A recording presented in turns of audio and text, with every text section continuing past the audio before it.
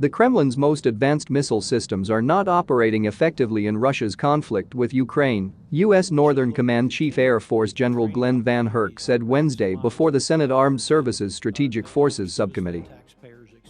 The Russians have had challenges with some of their hypersonic missiles as far as accuracy, he told the panel. I will tell you, originally, we thought they weren't working at a rate that was as good as ours. But what I would say is, they're on par with our capabilities, not all of them, specifically their cruise missiles, VanHerck said. Despite Russia's overall inaccuracy in firing all of its missiles, John Plumb, the Assistant Secretary of Defense for Space Policy, said the sobering reality is that the estimated 1,500 missiles Russia has fired since the February 24 invasion targeted Ukrainian civilians. The witnesses agreed it was the largest employment of missile systems since World War II. As the fighting in Ukraine has evolved, Army Lieutenant General Daniel Karbler said Kyiv needs offensive and defensive missile systems for a layered defense and to stymie maneuvers on the ground. Among the systems he mentioned were Patriot, terminal high-altitude area defense and specialized mortars.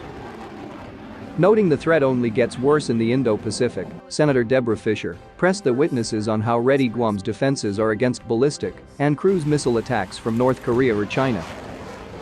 Plumb said, Guam is unequivocally part of the homeland and will be defended as such. The Pacific Island territory hosts support facilities for the Navy and an air base capable of sustaining long-range strategic bombers. Vice Admiral John Hill, the director of the Missile Defense Agency, said that for Guam the Pentagon is leveraging mature systems with an emphasis on mobility for its missile batteries and command and control. To provide more advanced warning, he said a ship Aegis destroyer is stationed up forward. We did look at a number of fixed sites for the missile defense systems and command and control, but the island's mountainous terrain would limit Aegis ashore's effectiveness, Hill said.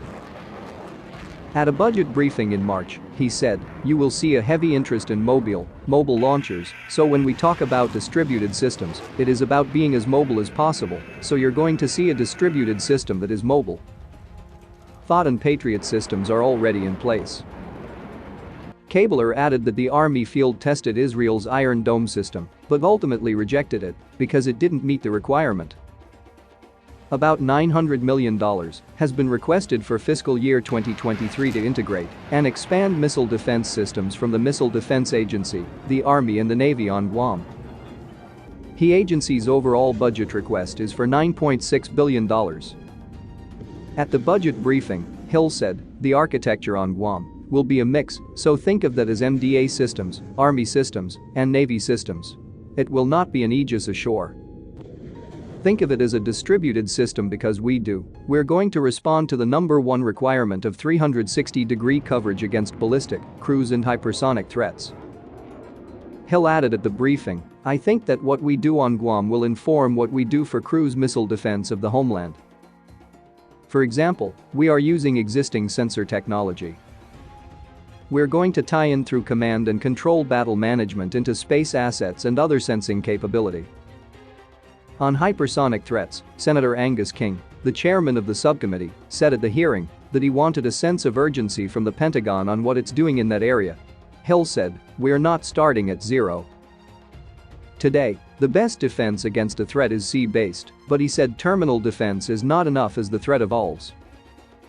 He said this year's budget requests investment funds for the Glide Phase Interceptor to address the threat from China and Russia. We're moving towards a demo over the next few years. Earlier, he told the House Armed Services Committee the agency is moving closer to deciding which of the three contractors bidding on the work can proceed. In his prepared testimony, Hill noted that in FY 2023, MDA will continue to develop and plan a GPI demonstration and leverage the Aegis weapon system to provide the U.S. warfighter increasingly capable regional defensive capabilities.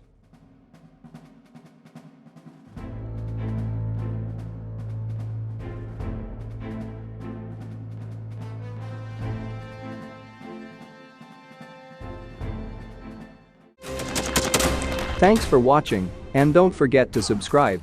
Also, if you want to support Warthog Defense, please become our member and get early access to new videos, exclusive members-only videos, and become administrator in comment section. The membership link is in the description. every day. We had a guy last week at 6 rescues in 6 days. You know, he's doing the job every day.